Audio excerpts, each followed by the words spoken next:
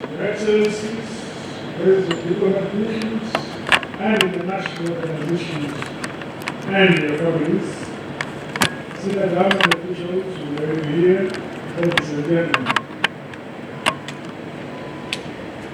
I am honored to address you at this special event, which has become our tradition. I recognize and welcome new heads of missions and international organizations who are attending this annual reception for the first time. I extend to you all, albeit belatedly, my best wishes for the year ahead. This forum enables our closer interaction towards sharing our aspirations, highlights of the past year, opportunities as well as challenges, all to ensure the prosperity of our peoples and jurisdictions. I hope that such engagements will continue to provide insights towards complementing our efforts as we march towards the realization of Vision 2030 and the Sustainable Development Goals, while we exert our energies towards our collective national aspirations. The support of our friends, progressive nations and developmental partners remains critical and essential. On the outset, allow me to pay special tribute to the outgoing ambassador of Equatorial Guinea, His Excellency José Ella Ebang Mbang, who served in Zimbabwe for the past 7 years and has been since 2022. Your Excellencies, we gather at a time when climate change induced disasters continue to destroy our environments, our economies, lives and livelihoods. Natural catastrophes are affecting several countries. Zimbabwe empathizes with affected jurisdictions both on the African continent and beyond, who continue to lose livelihoods and their property as a result of climate change. To de-risk the effects of this undesirable phenomenon, concerted multilateral efforts must be scaled up under the architecture of the United Nations Framework Convention on Climate Change.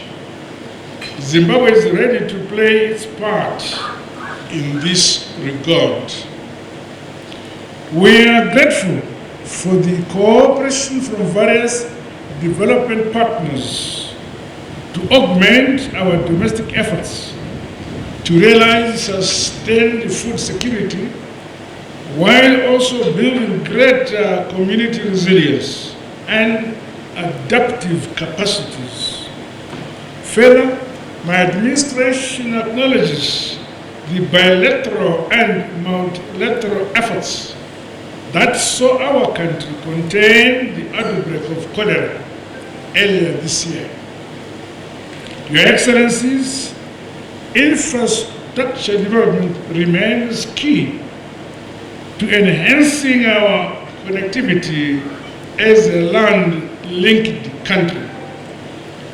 Hence, the prioritization and the modernization of cross-border infrastructure development projects remain priority areas of my government. Equally, Zimbabwe is determined to put in place the critical enablers to accelerate the regional and the continental integration agenda.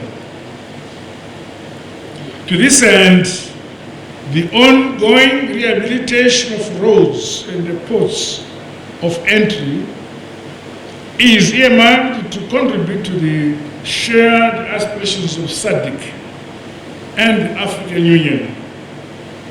The expansion project of the Robert Mugabe International Airport has enhanced our passenger capacity while providing supporting infrastructure for tourism and transport services.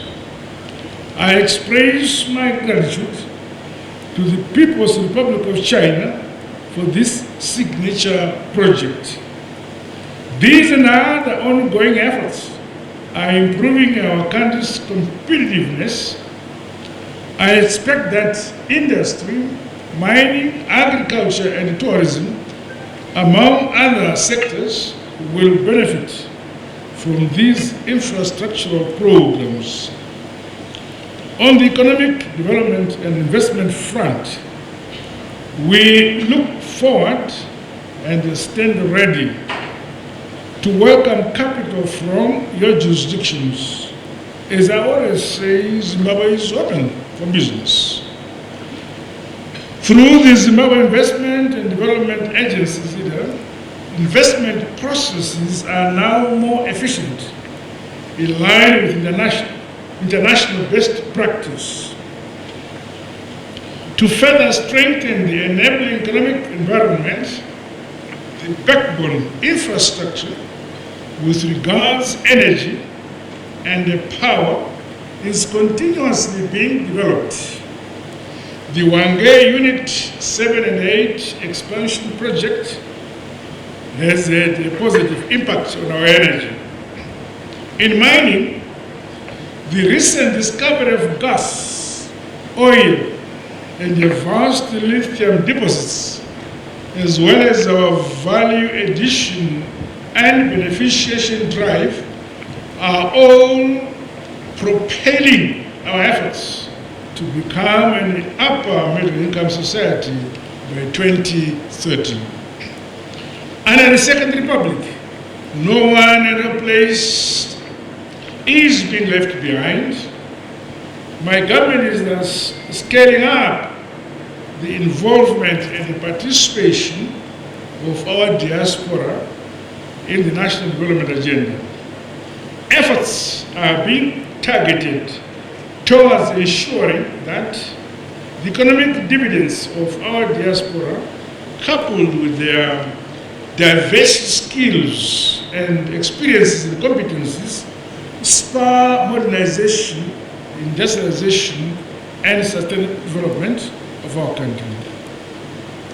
These efforts, combined with the contribution of local industry, foreign direct investment, and other strategic partnerships, are positively impacting on our economy. Your Excellencies, the government of Zimbabwe is committed to honoring its obligations to bilateral and multilateral creditors. To this end, in 2023, Zimbabwe made significant progress in addressing the debt overhang.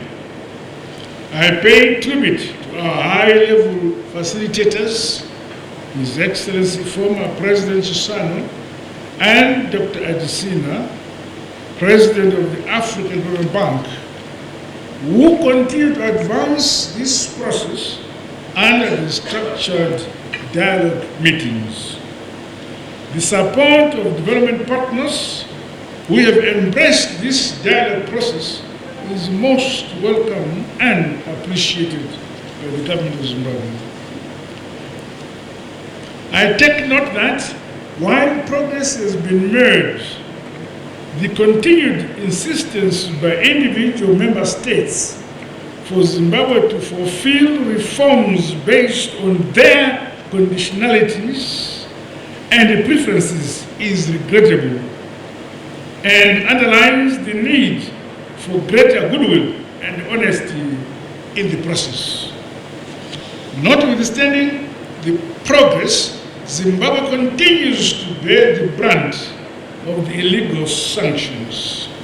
These sanctions continue to weaken our efforts to chart our development path without undue interference in the process. I express my gratitude for the continued solidarity which Zimbabwe has received from SADC, the AU, and progressive nations in our fight against the illegal sanctions imposed on our country. I once again call for the immediate and unconditional removal of these heinous sanctions. Your Excellencies, Zimbabwe is set to host several high-level visits in 2024. I look forward to your dependable support, which you always exhibit, including that rendered during our hosting of the Africa Public Service Day commemorations, the Transform Africa Summit, and the International Conference on AIDS and STIs in Africa. As you may be aware, Zimbabwe will host the 4th SADC Summit of AIDS of State and Government in August this year. As the incoming chair of SADC, I reaffirm my commitment to furthering goals and aspirations of our region in line with the AU Agenda 2063. I look forward to your support in this regard.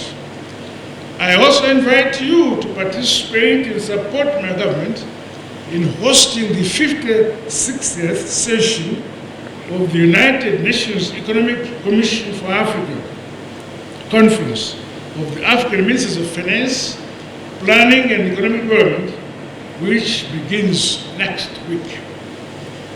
The government of Zimbabwe is ready to strengthen cooperation and partnerships with your respective jurisdictions at the level of government to government, business to business, and people to people level.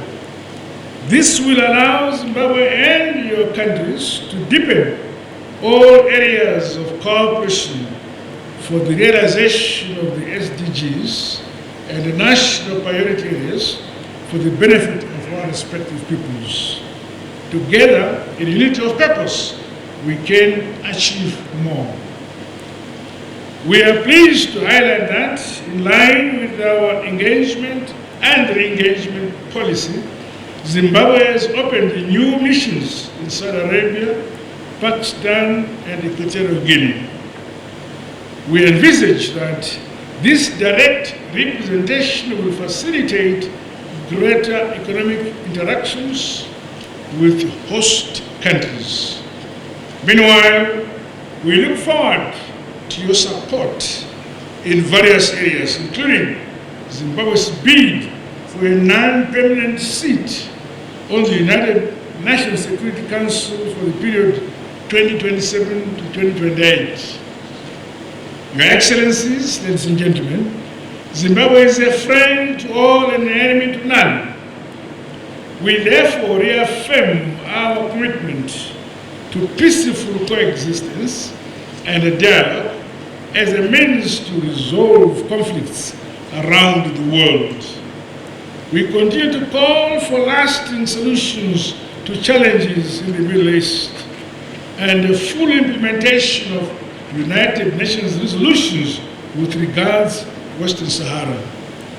As I conclude, may I, on behalf of my government, express my gratitude to the various missions and organizations who have partnered with our Zimbabwe Foreign Service Institute since its inception.